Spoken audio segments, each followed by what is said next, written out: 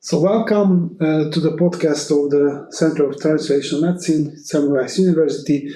My guest today is Turan, who is a medical doctor, also a student of the center, and also Scientific Methodology Supervisor.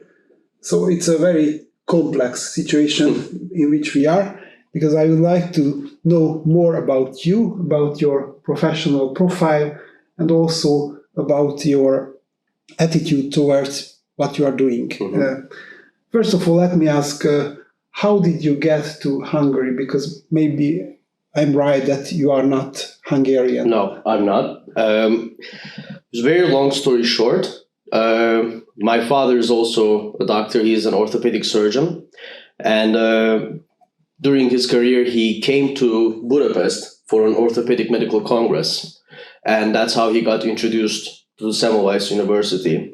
And there was a confidence that was instilled by the university in him. And during my high school, I had to choose between being a lawyer or being a doctor. It's like a typical Asian family, right? So it was not your decision? It was definitely my decision. My parents, they're both doctors. They told me, Caner, you can be anything. Please don't be a doctor. It's a difficult life. It's a hard life. It's a good job, but it's very hard. So I was deviating towards law, but then I fell more and more in love with natural philosophy. And I said, okay, this is what I want to do. I want to learn science. And I thought the best way to learn science is through learning medicine. And I asked my dad, what do you think? What should I do? And he said, you know what? There's the Semmelweis University. They're doing pretty cool stuff. It's full of a lot of good people. Maybe you should try. And so I came to the entrance exam, and my examiner he's still currently working at the Bokai János Clinic. And I was very lucky to have a very motivating, very enthusiastic entrance examiner. And basically, we knew at the exam that we were a match for each other. So I came here when I was 18 years old. And I'm here since then. Oh, it was a big change to come to Hungary alone, because I think that you came here alone. Yeah. Was it a big cultural challenge for you to adjust to Hungarian life? Not really, because actually I started in the English medical program in Semmelweis, and I think the biggest quality of this program is the diversity. So the culture shock that I had, I wouldn't even call it a culture shock, because it has a little maybe negative connotation. It was more of a surprise that the real big cultural difference was the fact that for the first time in my life, I had friends who were in my anatomy class with me from Nigeria, from Japan, from Norway, and from the US. Everybody was here, and we were all trying to do the same thing, right? We were all facing the same challenges. We all had to do the same thing, but we brought different things on the table. Everybody had different sets of skills, both social skills and professional skills. And in this environment, we found a way to make sure that, okay, let's use your best quality for that challenge and your best quality for this challenge. And in the end, what we ended up with was we formed very strong friendships, relationships, and we overcame all of the challenges together. And that was such a special experience that I had. The fact that I was living in Hungary started to mean nothing for me because I was now a global citizen. Okay. And what was your goal to finish the university and after 6 years to go home, or what was your original intention? Well, my original intention is still my intention. Yeah. It's my dream. I want to answer very big problems, very big questions, in a way that a high school student can understand. There are very big questions around us, right? From everything. How do infections happen? Why do people die? What is life anyway? And now I'm working in the intensive care unit. And my projects are also about critical care. So I have a lot of time to think about what is life and death. And if I cannot explain this to my teenage children, for example, in the future, then I didn't really understand the whole story. Because this is a story of life. And that's what I want to gravitate towards. So to listen and to understand and to retell the story of life. Yeah, but this is science. And Absolutely. it sounds that you are first a scientist and only on the second place a medical doctor. Am I right? Or is there any contradiction between these two roles? There is not a contradiction, but there is a challenge. I feel that being a scientist is much easier than being a doctor. Because understanding, conducting and communicating science is a thing to be wondered about. I mean, this is like the childlike curiosity that we all have from the beginning of our life. You are, following the threads. One question leads to the other. This is when you're doing science, every minute of your day is full of wonderful things. But when you're a medical practitioner, now every day, every time you see a patient, every time you speak to a relative and so on, your knowledge gets tested and your attitude gets tested because life throws you curveballs and you can then see a more negative side of the science. And you can see that, yes, we would like to answer all questions, but with some questions, we're not there yet. We don't know the answer yet. And that is a challenge both professionally and also, I think, psychologically. That's a challenge. And how can you manage the situations when you are losing a life? Is it an everyday practice that you are dealing with, or is it every case is challenging for you, or how do you handle these situations? Well, I cannot speak for all my other colleagues, but in our case, I think we are as intensivists. Well, of course, I'm in training, not yet, but the attitude we have is somewhere between detachment and compromise. Because we all know that we are facing an enemy, let's say, that we cannot win against. Mm-hmm. There's no way. So how do we cope with this fact? So some will try emotional detachment. Oh, death is a biochemical process. This happens and so on. They will, figure out their arguments like this. And some will try to see the brighter side of things. Because every death means a life that has been lived. And I more or less gravitate towards trying to see the better things out of it. What you should never forget is, especially as a both scientist and a medical practitioner, we are very used to seeing numbers. Numbers like this many patients had these complications, this person has whatever procalcitonin levels and so on. But no. We should remember that everybody that we see encounter during our days, it's somebody's loved one. And even if it's not the case, it is a human life. And when you fully grasp how beautiful that is, that each life is so unique on its own, and how every minute of a life is led, when you start thinking about that, you also are more likely to accept defeat in the face of death. And it becomes something that you are not sad because you lost. You are sad because it had to be this way. And the damage doesn't stick that much when you think about it like that. Yeah, but you have to make decisions very quickly. And if you are deciding very quickly, how can you do these decisions in an evidence-based way? Is it possible, or you rely on your senses, or how do you make decisions in such sharp situations? I think this is a topic that I love talking about, because this is something I ask myself every time as well. But what I have realized in my experience is what enables you to actually translate science into medicine is the community. That's the community. You have to communicate with everyone that you're working with, and also the patient.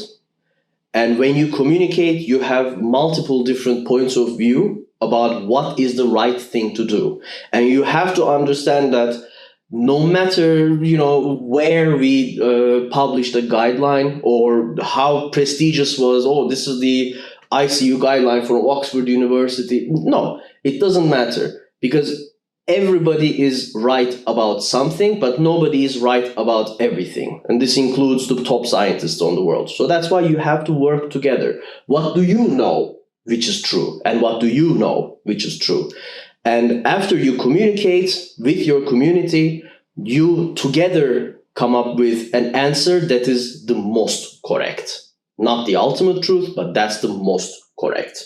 So that's why, for example, in the Semmelweis Department of Anesthesiology, we have a tradition of every day we are sitting down with our colleagues at least 2 hours a day, and we're discussing what has happened on that day. What decisions we made, could we have done better, and what are the questions that remain to be answered? And this communication with your colleagues, this is the key, I think. Yeah, very important, I think, because maybe if you do something alone is not the best way, but if you discuss it, maybe you can change your mind, and the second decision maybe can be better. But the background of all the decisions is the scientific evidence. Absolutely. And in the center here, you are working on papers, you are analyzing data, reanalyzing data, you are creating new evidences. What are the topics you are working on? So I'm mostly working with liver failure and damage to liver. Because I think I've always found, since my second year of medical school, when I was learning about physiology, I always found the liver to be a very special organ. Because liver is almost like the Great Wall of China, right? So when something is going wrong, the liver will, let's say, sacrifice itself to protect us. And you can see that when organs start failing, liver is one of the first to respond, both to react to the acute incoming damage and also to lead the recovery phase. So liver is doing a lot for us. But what can we do for the liver? Because after, for example, lifelong use of drugs that are metabolized in the liver or undergoing very serious liver surgery, at that point, liver needs our help this time. And it's very difficult to help the helpers. I think from our social life as well, we can see when somebody is so used to the position of being a caregiver, they cannot ask for help. Yeah. Right? So liver is something like this. So I'm working on what to do for patients who are whose livers are failing. How do we keep the liver from keep going down into a downward spiral and dragging all the other organs with it? And also how to make sure that people who are undergoing liver surgery, so this is from the anesthesiology aspect, how do we make sure to protect the liver from the surgery to the best of our ability? Are there any new drugs that can be used for this purpose, or are you studying already existing methods, medicines, medications, or so? So there are always some developments. I think the most encouraging development that came out in the recent years was the pharmaceutical therapy options for hepatitis C. Yeah. Because hepatitis C is a very, very dangerous disease, and it's probably more prevalent than we realize. So that's also very important. And so far, we didn't have very good options to treat hepatitis C. And this very often led to chronic liver disease, which then escalates into liver failure. So I think that was a very good development, but that's not personally my priority for research. My priority for research is, okay, the liver has failed. What do we do now? And for this, there are really good equipment, extracorporeal life support devices, which can take on some of the responsibilities for the liver, of the liver, and give the liver a time and space for recovery while it keeps doing the liver's function, so it prevents the other organs from failing. Now we have pretty good technology about this, but we need to generate more evidence to see which device works best for which case. So for my patient, I have to choose 1 out of 8 machines. How do I choose which one's the best?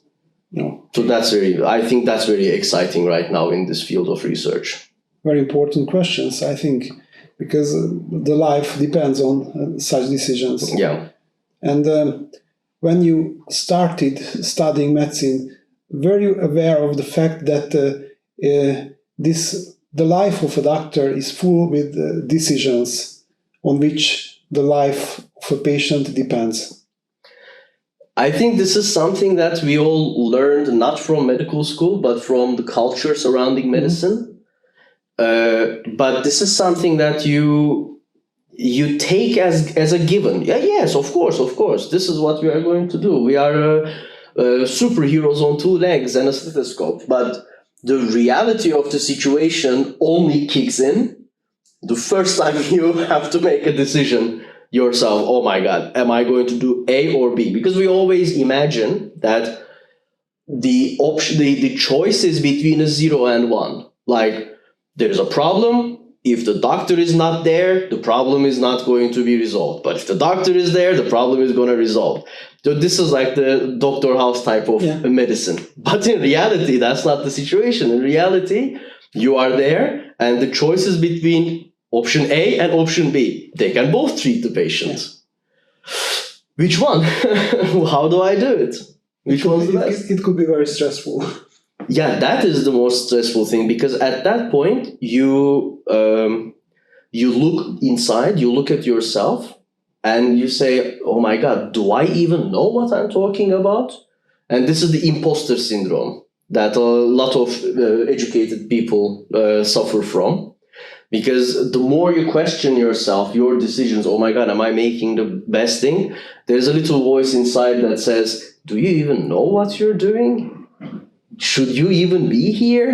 Yeah. But of course, this is totally unrealistic, because basically nobody else has the tools and the community that can actually help us come to the best solution.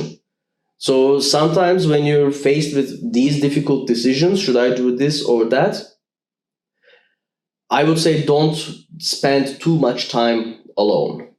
Don't spend too much time sitting in a dark room and thinking about opening the textbooks and trying to, no, talk to someone, speak with someone. That's the solution. And how can you turn off these thoughts when you are at home, for example, when you are not working? Do you have any hobbies that help you to cope with such mental stress? I think meditation is very important, and by meditation I don't mean the Om type of this more ritualistic way, but meditation in the sense that you have to keep control of your unconscious brain activities, the so-called monkey brain inside, right? Oh, I need to be distracted. I need the dopamine right now. Because if I don't get distracted, I'm going to start questioning some things, and I'm going to start causing a little anxiety. No, you have to keep the little monkey under control. And for this, I find that usually repetitive tasks or tasks that involve coordination of more than one system in the brain are the best. For example, doing house chores, I think, is a fantastic way to meditate. But also, for example, music and dancing. Playing music or dancing to music, I think this is one of the best things. Do you play music? Yes, I do. Which instrument? I'm a drummer. Oh, okay. Yeah, so it's, for me, when I'm playing the drums, everything else shuts down. Mm-hmm. My body is fully working in the coordination. But this gives me the opportunity to, give a task to the monkey brain, so I don't think about things that I shouldn't be thinking about, and rather this frees up my mind to think about more important things, even if they are unconscious thoughts. So you start thinking about the lessons that you have learned from that day. At that moment, you can have a healthy introspection. So I found my way like this, with music and dancing and lots of different stuff that keep me occupied. But of course, again, as with everything, having people around you is also extremely important. If you feel swamped, you're too busy, you're too anxious, oh my God, what's going to happen? Just get out, meet someone, have a cup of coffee, talk. There is no better recovery than this. For me, it seems that you are a person who always plans his future. What you would like to do the next day, today, or next week, but what are your plans for a longer term? So how can you imagine your life within 5 years? What are your professional goals that you would like to achieve? So planning, I wouldn't say I'm too good at planning, but I'm a dreamer. Okay.